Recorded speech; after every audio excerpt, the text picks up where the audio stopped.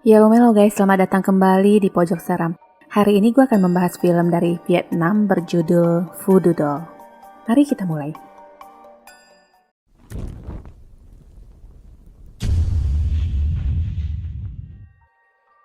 Seorang pria berstatus guru bernama Hung diangkat menjadi wali kelas K22. Seorang siswi bernama Tu terlambat masuk dan Hung melihatnya dengan tatapan yang tidak biasa. Istri Hung yang mengendarai mobil ke sekolahan juga tampak terpana melihat Tu juga Pak Hung yang terus menatapnya dari lantai atas. Di rumah Pak Hung di saat istrinya yang bernama Huang sedang menonton, pintu rumah tiba-tiba terbuka dan tertutup sendiri. Di saat dia memeriksa dan membuka pintu itu, sebuah tangan menarik tangannya dan itu hanyalah mimpi. Keesokan harinya, Huang singgah ke kuil. Biksu menasehatinya, kebahagiaan bukanlah penderitaan dan penderitaan tidak dapat dihindari. Itu tergantung pada takdirmu, bukan keinginanmu. Huang merasa frustasi dengan keadaannya sekarang di mana sudah 15 tahun menikah dan belum juga mendapatkan momongan. Di saat dia di rumah, sesosok perempuan dengan luka di wajah tampak melintas di pikirannya. Kembali ke sekolahan. Ketiga murid yang akan berlatih musik itu sedang berceloteh dan berebut kudapan yang akhirnya tidak sengaja menyenggol papan tulis sampai terjatuh. Tembok yang tertutup papan tulis itu tampak mencurigakan. Mereka pun mencoba mencari tahu apa yang ada di dalam tembok tersebut dan menemukan sebuah boneka voodoo.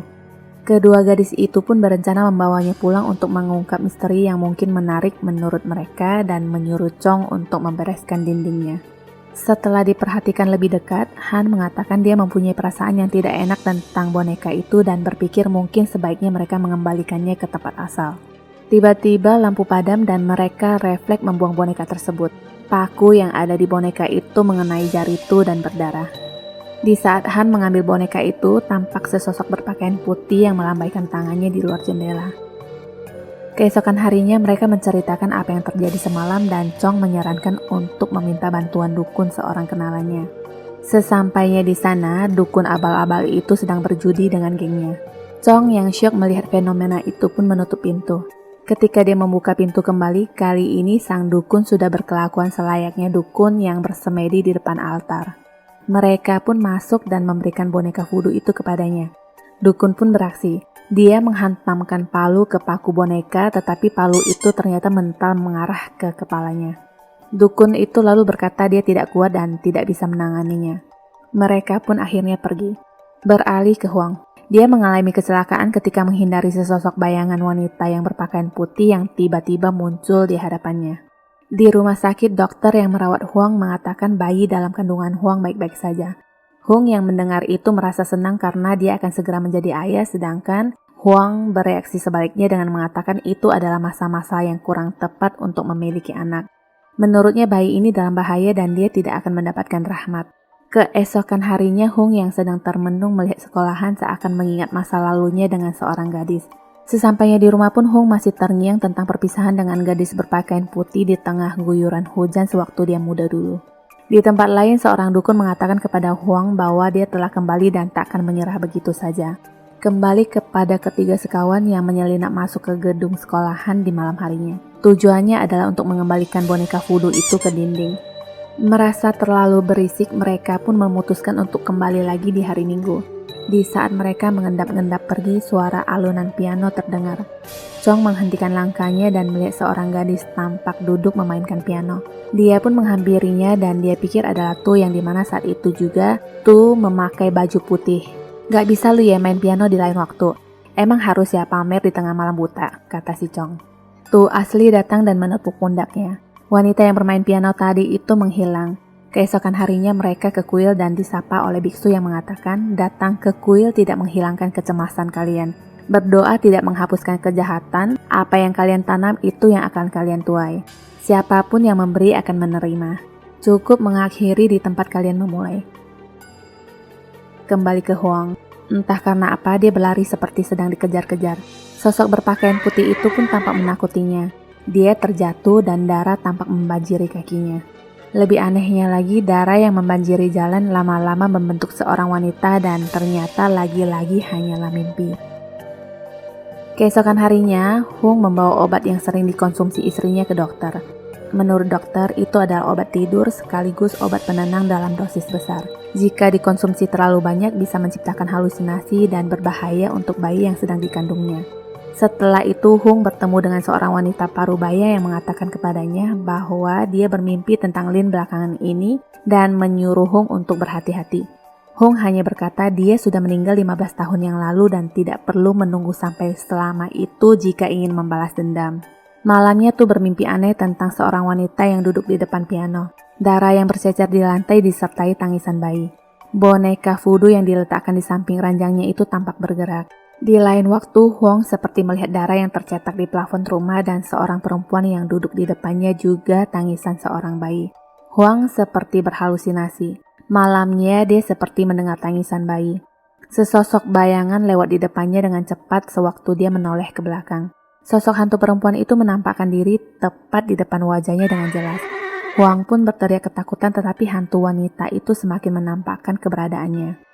Di tempat lain, ketiga sekawan itu kembali melancarkan aksi dengan mengendap-endap masuk ke gedung sekolah. Hung juga tiba di gedung sekolahan bersama istrinya. Hung tidak mengerti kenapa Huang mengajaknya ke sekolahan. Huang cuma mengatakan jangan bertanya dan aku akan memberitahumu nanti. Ketiga murid yang mendengar suara orang yang menuju ke kelas segera bersembunyi. Huang langsung memasukkan tangannya ke lubang dinding dan histeris mengatakan benda itu telah hilang. Sekarang ketiga begundal itu tahu bahwa boneka voodoo itu ada hubungannya dengan keluarga guru mereka. Di mobil, Hung dan istrinya memulai perdebatan. Hung bertanya kepada Huang kenapa tidak dapat melupakannya. Huang mengatakan perempuan itu terus menghantuinya. Setelah dia meninggal, Huang mengaku sering bermimpi buruk dan mengalami hal-hal yang aneh. Diceritakan dulu karena merasa sering mengalami hal-hal yang buruk, Huang menggunting rambut dan kuku seorang mayat perempuan di loker mayat. Dia lalu membawanya ke dukun. Di sanalah dukun membungkus rambut dan kuku itu di sebuah boneka voodoo lalu memaku boneka tersebut. Setelah itu, Huang pun menyembunyikan boneka voodoo itu di dinding belakang papan tulis. Sebulan lamanya Huang merasa tenang dan tidak diganggu. Tapi akhir-akhir ini dia kembali merasa diganggu dan ternyata boneka voodoo itu telah hilang. Ketiga kawanan itu menyelinap masuk ke perpustakaan dan membuka buku-buku tahunan kelas K22 dari masa ke masa. Ada sebuah album yang memperlihatkan penampakan foto Pak Hung dan istrinya yang juga alumni di kelas K22 serta sebuah foto siswi yang mirip sekali dengan Tu. Mereka pun memutuskan membongkar semua foto-foto tahun 1999 di mana adalah tahun kelulusan Pak Hung dulu. Di foto kelulusan tidak terlihat gadis yang mirip dengan Tu. Gadis itu ada di semester pertama tahun ketiga dan sudah tidak ada di semester kedua. Di sana juga terdapat potongan artikel yang memperlihatkan foto seorang gadis yang tergeletak menggunakan baju putih. Han mendapatkan informasi dari nenek yang berjualan di depan gerbang sekolahan tentang gadis yang sudah meninggal belasan tahun yang lalu. Gadis itu awalnya diputuskan pacarnya ketika dia sedang hamil dan memutuskan untuk mengakhiri hidupnya. Tetapi diberitakan sebab kematiannya adalah karena kecelakaan. Berita yang simpang siur, tetapi satu hal yang pasti adalah Pak Hung adalah pacar yang memutuskan tali kasihnya dulu. Tu kebakaran jenggot dan pergi menemui Pak Hung. Dia melampiaskan kemarahannya. Tu sempat menyinggung satu badan dua nyawa, bahkan nenek yang berjualan di depan pun mengetahuinya. Sebelum dia melanjutkan lebih jauh, kedua temannya datang dan membawanya pergi. Pak Hung pergi menemui nenek yang berjualan di depan itu.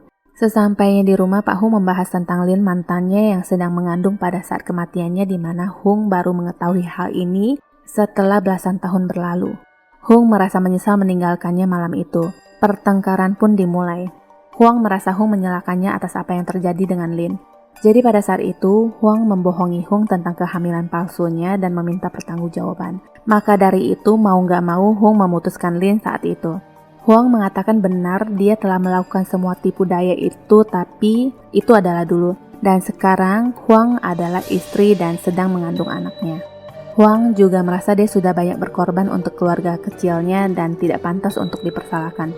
Saking emosinya, Huang pun pingsan dan dilarikan ke rumah sakit. Entah karena apa, Huang lalu teringat tentang masa lalu di mana dia yang selalu cemburu melihat kedekatan Hung dan Lin. Huang pun tiba-tiba sudah berada di sekolahan dengan melihat ketiga begundal itu yang sedang berlatih musik. Yang dicecer adalah Tu. Huang mengatakan dia tidak percaya Tu begitu mirip dengan Lin dan menanyakan apa yang Tu inginkan darinya. Han lalu mengeluarkan boneka voodoo itu dan menanyakan Huang tentang kematian Lin. Huang tentu saja mengaku tidak tahu. Ketika dia hendak meninggalkan mereka, Tu kerasukan dan menyuruh Huang untuk mengatakan apa yang telah dia perbuat kepadanya dan jangan harap bisa menyembunyikan kenyataan selamanya. Huang tetap tidak mengaku dan pergi. Tu pun lalu jatuh pingsan. Sebelumnya Tu pernah menemui ibu dari almarhum Lin yang ternyata adalah pembantu di rumah Huang. Melihat boneka voodoo itu, Ibu Lin pun tersulut emosi dan mengatakan, "Aku pernah memaafkanmu sekali. Tetapi ternyata kau terus menyakiti putriku. Sekarang aku tidak akan melepaskanmu." Di tempat lain, Huang kembali menemui biksu. Biksu pun menasehatinya setiap orang pernah bermimpi buruk setidaknya sekali dalam seumur hidupnya. Itu timbul dari sebuah kecemasan. Ketika khawatir orang akan memimpikannya. Iblis berasal dari kemarahan dan kecemburuan seseorang. Hilangkan, maafkan, dan lupakan itu adalah satu-satunya cara. Ada hal-hal yang tidak bisa kita kendalikan. Kita menginginkan ataupun tidak, itu tidak penting.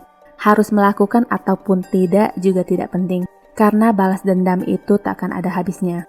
Jika kau merasa bebas, tenangkan dirimu. Tadi ke kuil untuk meminta nasihat, tetapi setelah di rumah, tetap setannya keluar lagi. Huang kembali mengingat masa lalunya di mana diceritakan saat itu, Huang menjebak Hong yang sedang mabuk untuk tidur dengannya. Huang kini membayar orang untuk menggali kuburan Lin. Kedua pria itu tampak ragu melakukannya.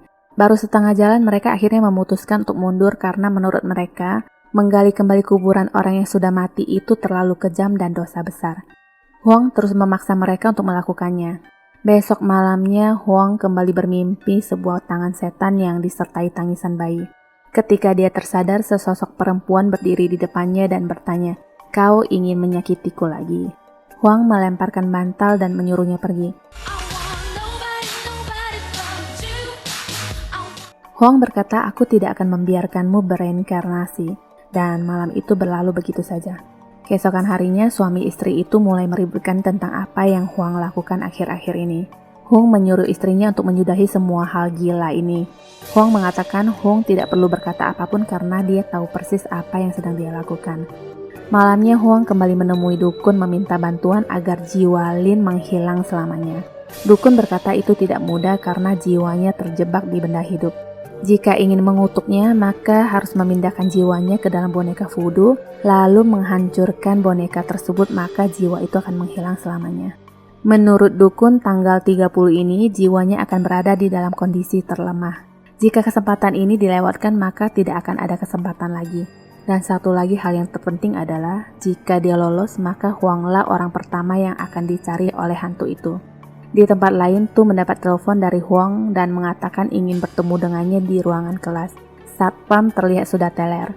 Ketiga sekawan itu pun sudah sampai di gedung sekolahan, sedangkan Huang dan dukun itu sedang mempersiapkan jebakan untuk menangkap hantu Lin.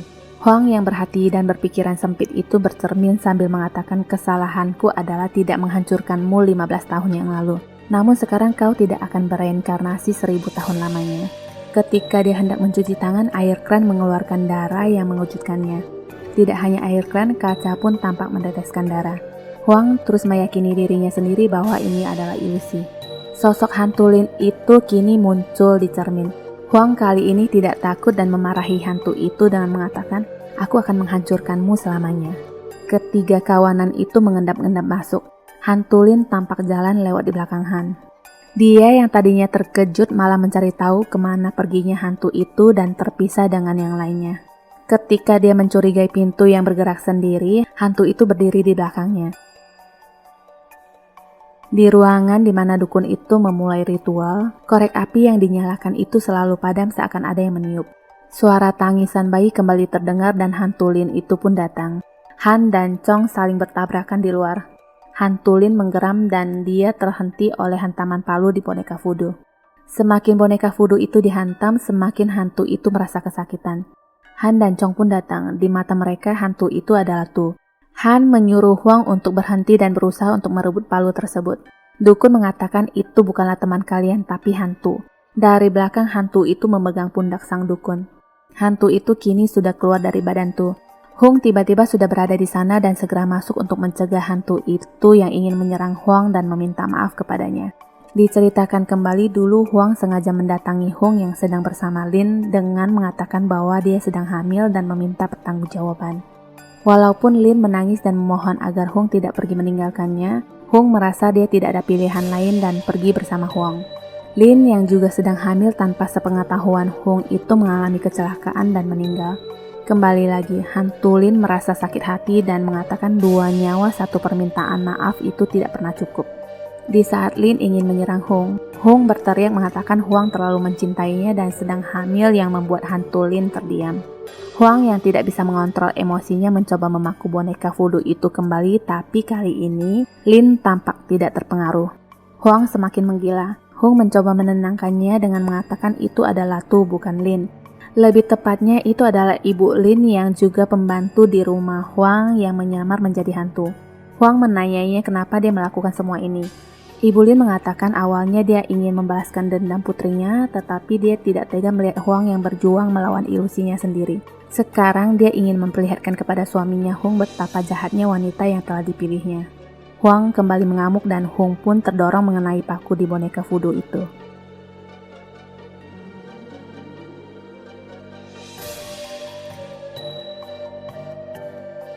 Hong hanya berpesan agar membesarkan anaknya.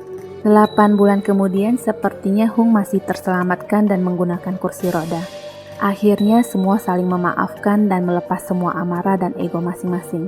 Ibu Lin memilih mengabdi di vihara. Huang pun lebih tenang dan terlihat dengan kehamilannya yang semakin mendekati hari lahir. Tamat! Terima kasih sudah menyaksikan shortcut film ini. Jangan lupa subscribe, like, and share, juga menyalakan lonceng notifikasi untuk updatean film lainnya ya. Sampai jumpa!